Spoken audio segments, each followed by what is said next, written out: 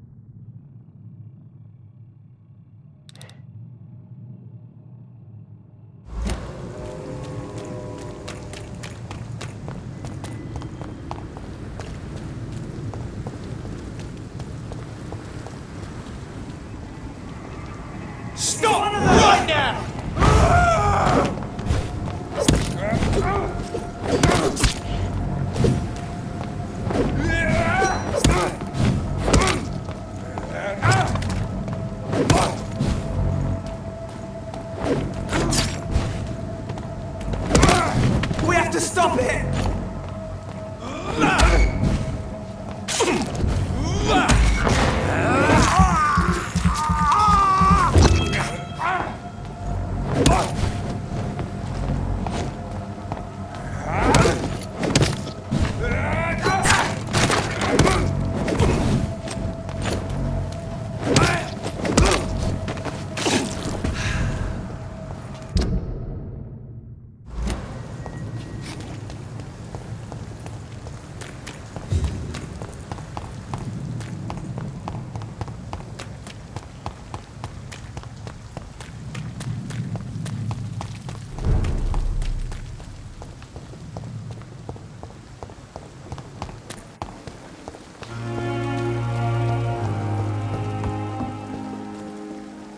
Good evening. Good evening.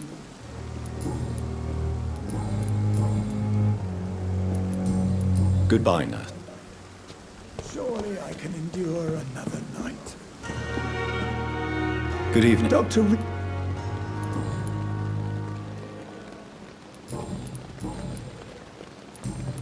Goodbye, Doctor.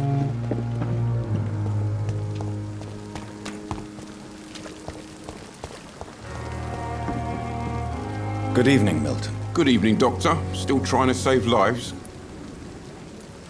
I have some good news, Milton. What? The epidemic's over? I retrieved your wallet with all the money and a certain picture. Well, yeah, Pippa Hawkins is my girl. So what? Is it the difference of skin colour that bothers you? Not at all, Milton. Good. Please.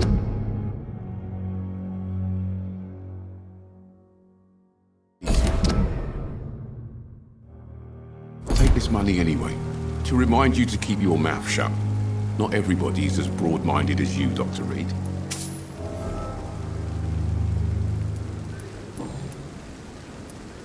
What's going on between you and Nurse Hawkins? Pippa's tired. Tired of all this shit.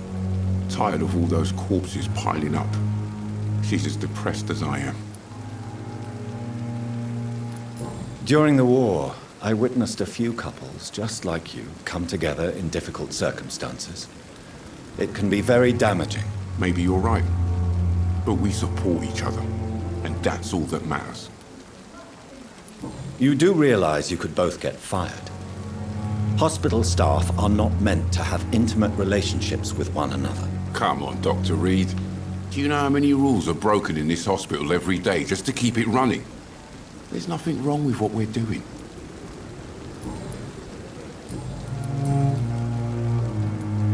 Why do you have such a mediocre reputation among your colleagues, Milton? Fuck them. Nobody knows the horrors I've seen since working here. This city was sick long before the epidemic, Dr. Reed. I know it's a difficult task, but correct me if I'm wrong. Is this not the job you are paid to do? I've seen babies left to die while their brothers were properly fed.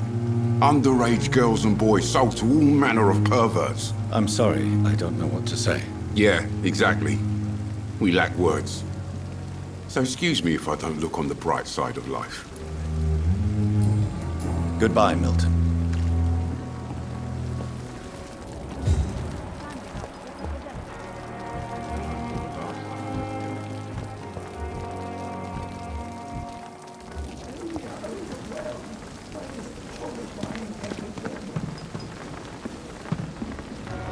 Good evening. Good evening. Goodbye, nurse. Cool.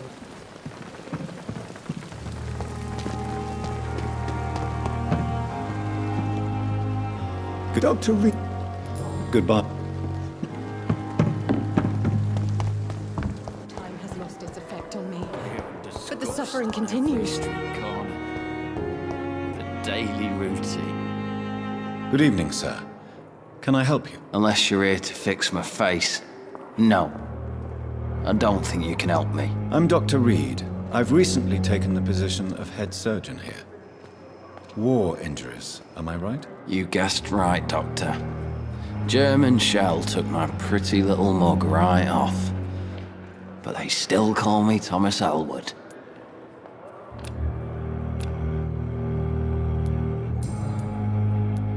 How is your stay with us, Mr. Elwood? Oh, it's bliss. I I just escaped death in the trenches to be surrounded again by the moans of the dying. Can I ask you precisely why you're a patient here? It's the pain, sir. The drugs don't work. It just hurts under the scars, if you get my drift. Can I do anything for your pain? Nurses gave me a bunch of pills. No effect. Told you. It's like the flames are under my skin, burning away. Who is treating you? Is someone in particular looking after your case? Nobody since the old and tired doctor spoke to me. Started to think I was forgotten about. Wouldn't blame you. You don't seem worried by that. My face hurts so much more when I smile or cry. I've learned it's easier not to speak. But be assured I'm smiling inside.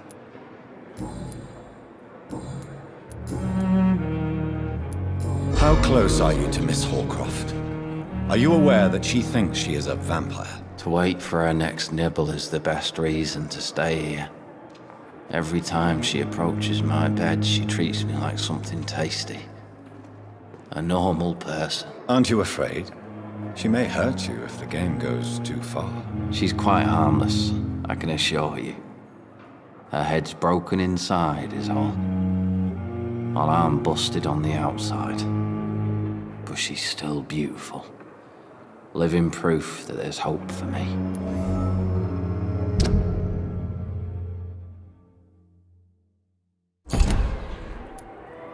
So do you let her bite you? You know that's not sanitary. And why not? She's only supping a few drops of me blood. And the pain, it's real for once. She could decide to bite less willing patients. Then it's another good reason for me to stay here, Doctor. You do realize she's mentally disturbed. It's called the Cotard syndrome. She truly believes she's a vampire. In her madness, she never refers to my scars. And frankly, if I could, I'd join her world. It seems much more fun than the real one. Where were you stationed, sir? Did you serve for long? I really don't want to talk about all this shit. No offense. I was pushing too much. I served in France myself. I just wanted to know what happened to you. You were an officer, weren't you? Then I doubt we fought the same war, sir. No offense. Goodbye for now, Mr. Elwood. Fear and disgust on every street corner. The daily routine.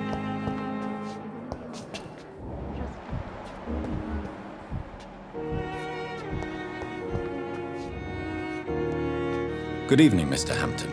How do you feel? Dr. Reed, is it?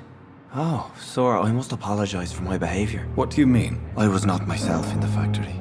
Fear and exhaustion made me say awful things to you, I'm afraid. You remained perfectly nice and polite. A little delirious, perhaps. But who wouldn't be after enduring an abduction? Thank you, Doctor. That's a relief. Now all I need to do is rest and return to my flock. How did you end up in William Bishop's den? I had received alarming news about his recent behavior. I went to his place and he refused to let me go. Why did he abduct you? William was an alcoholic. His addiction suddenly changed to blood. I don't know why. Just like a patient I met here. This Miss Hallcroft. You dared to enter this awful place alone. You're a hero, Mr. Hampton. Or a fool. I'm just a man trying to help his friends, Dr. Reed. William Bishop was a conflicted soul, searching for light. Do you know Tom Watts, the bartender from the Turtle? I met him before I found you in the canning factory. Tom? Yes, of course. Always the helping hand, good old Tom. Without men like him, corruption and despair would have wiped out the East End long ago. People are still in despair. How could it be otherwise? The authorities have left us all to rot in this contagious nightmare. No drugs, no advice, nothing. It's a damn shame. Who should I avoid in this part of town, then? Any particularly evil figures? Not really. Most men and women are just doing their best. And it's not my habit to speak ill of people I know, Doctor. What is the general situation in the East End docks? The situation has always been tough, with a lot of tensions between the gangs and the Dockers Trade Union.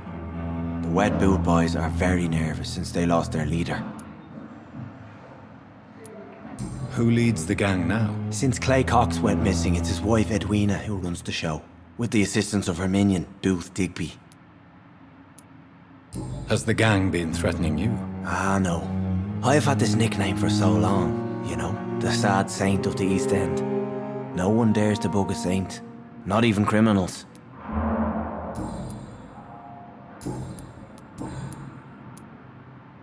What do you do for a living, Mr. Hampton? I can't help but notice the cross around your neck. I manage a night asylum for the poor and homeless of the docks, and I try to guide the lost and hesitant on the right path to our Lord.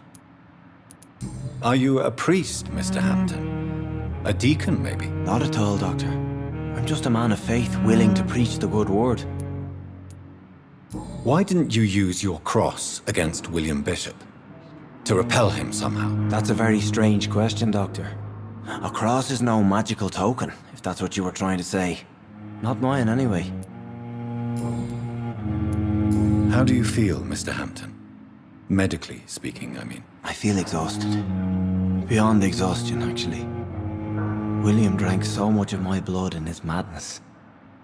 I feel empty. You're in good hands here. Dr. Swansea is well versed in blood transfusion, and I'm sure he'll take the best care of you. Thank you, sir. I believe all I need is rest, and then I can go back to the people who need me. Have you made friends since you arrived? Not really, but I recognize Miss Harriet Jones. I knew her when she lived by the docks. That poor woman had such a miserable life. You never came to see her here at Pembroke? Receiving visits when sick can be an important part of the healing process, you know. We're not just bodies. You're preaching to the converted now, Doctor. To be truly honest, I thought she was dead. She left the docks many months ago. Goodbye, Mr. Hampton. We'll talk again later. God. The daily routine.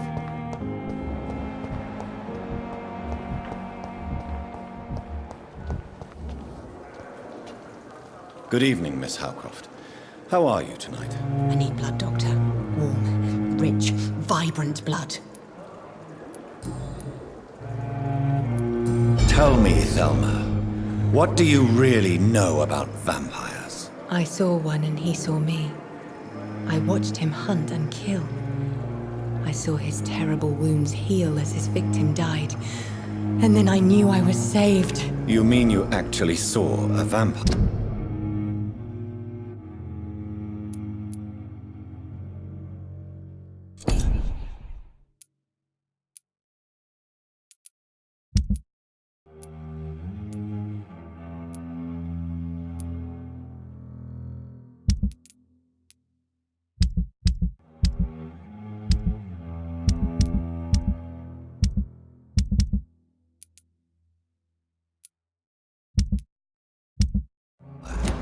Here in London. Yes, and it has been the answer to my pain. I must drink and kill to regenerate my decaying body.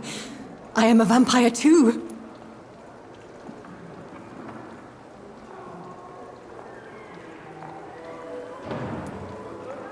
No, you are deluded. You think you crave blood, but you have no physical need for it. You have no idea what that is like. But what am I feeling? It cannot only be in my head. I know my flesh is rotting. I feel it.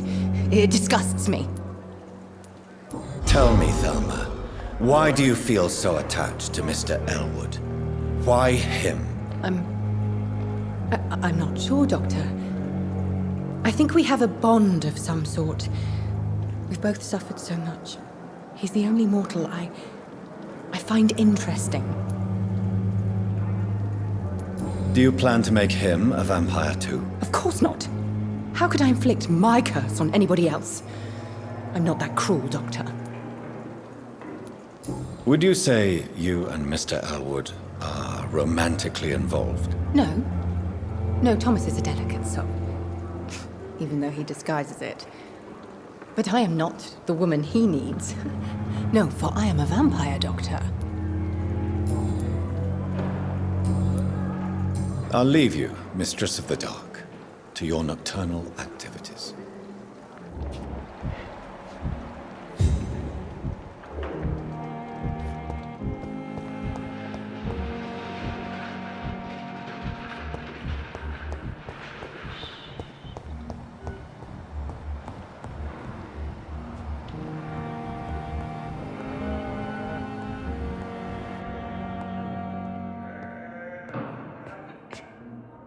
Good evening, Dr. Strickland. And good evening to you, Dr. Reed. Can I be of any help?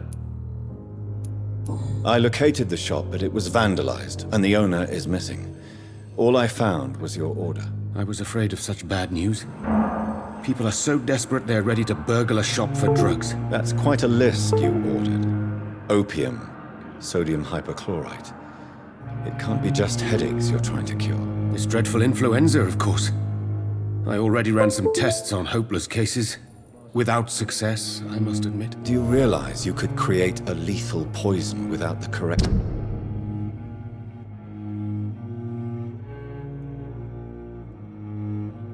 dosage? Then there are the legal ramifications. Is this not true of any medical substance, Dr. Reed? However, if you would agree to improve it, I'd be glad to accept your help. As long as you promise to be scrupulous with your experiments, I may try to gather these substances and even help improve upon the mixture. That's all I'm asking for, Dr. Reed. That's all I'm asking. I want to know about these secret tests you run, and if they can save people from this epidemic. Speak to me now, Thoreau. I know I may sound presumptuous, but I'm just following your steps, Dr. Reed. I'm casting away the shadows of ignorance by daring to face them. Self-confidence is essential in our line of work, my young colleague, but only if tempered with the correct amount of cynicism. But you never doubt yourself, Dr. Reed. I've read all your articles and books. You performed the most daring research during the war.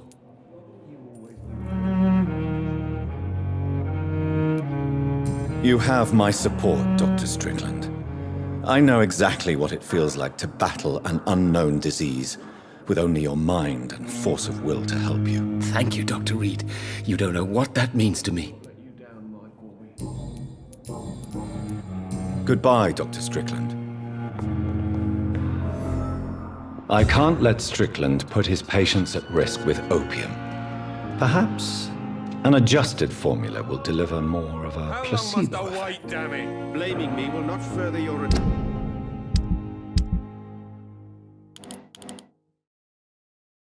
agenda, sir. How long's it going to take to fix me properly? A month? A year? You have the right to disapprove of our methods, and you will kindly apologize when you're feeling better. I'm quite busy right now, Dr. Reed.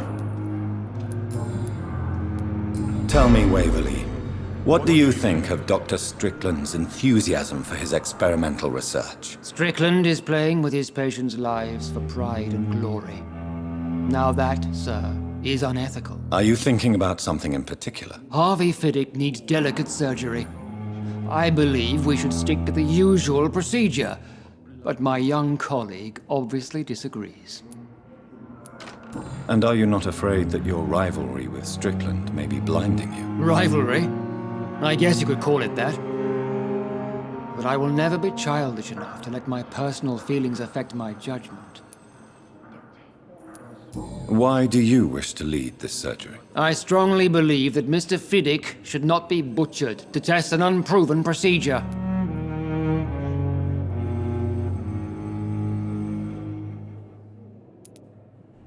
I really hope you're right about this, Dr. Ackroyd. I'm trusting your judgment on this. I'm not the kind of man who runs away from his responsibilities, Dr. Reed. There is no need for you to be looking over my shoulder.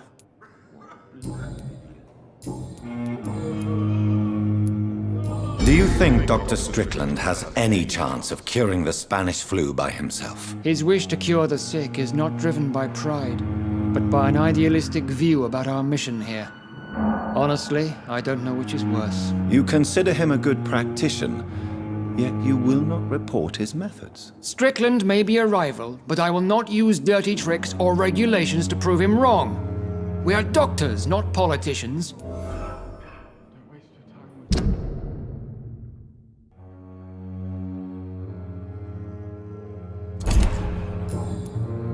Thank you for your time. We'll talk later. So many deaths. My sweet girl. Still more coming. What can I do for you? Like a book. Thank you, Nut.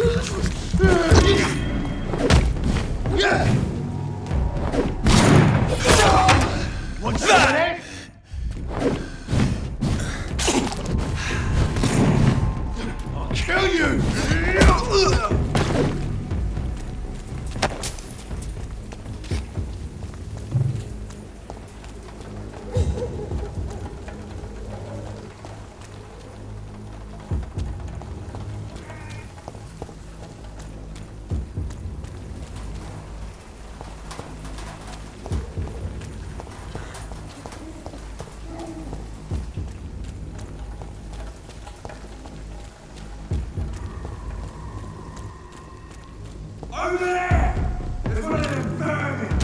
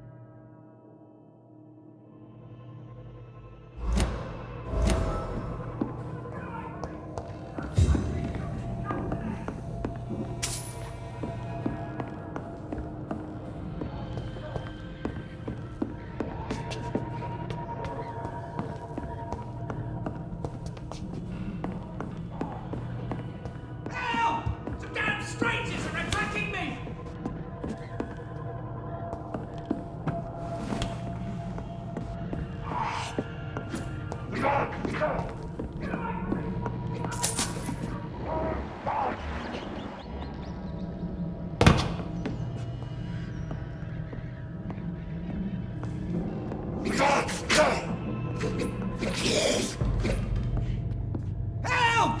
Some damn strangers are attacking me!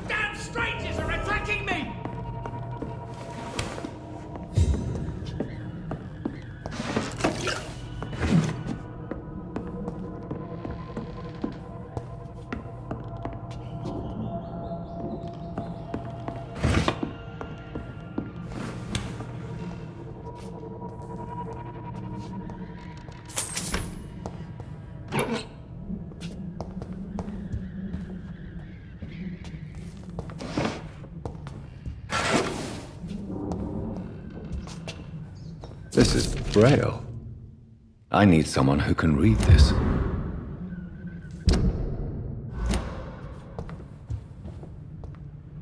What? What happened?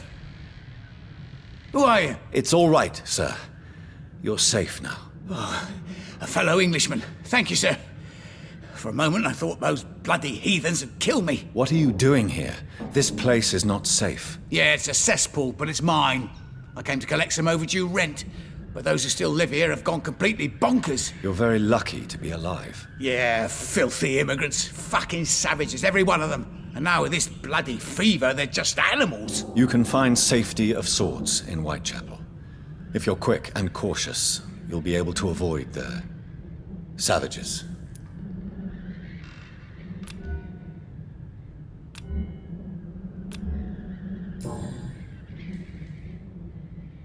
You had better return to Whitechapel without delay. It will be safer there. Safety isn't really an issue in Whitechapel, because you never are, never have been. The old place is falling to pieces. But thank you for the advice, sir. You had better... Safe...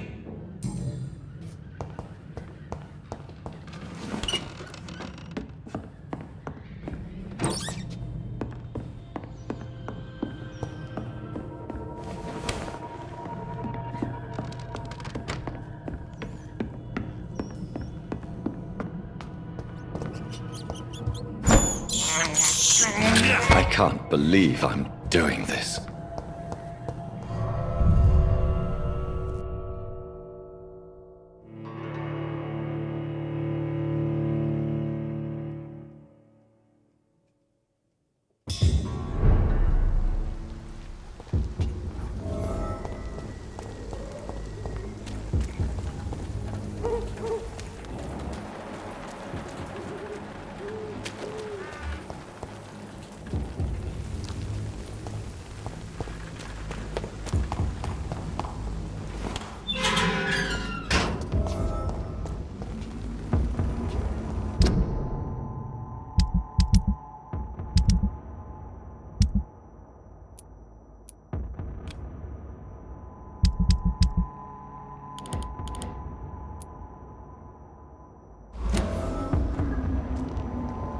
Good place for a stroll. Oi! Didn't you hear? It's one of them!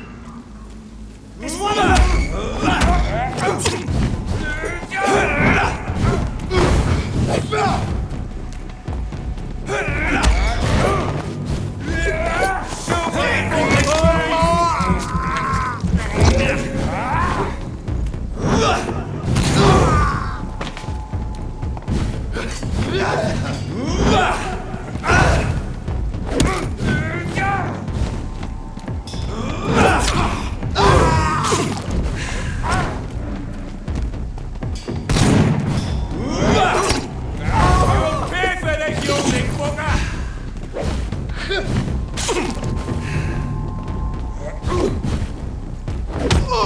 too fucking fast!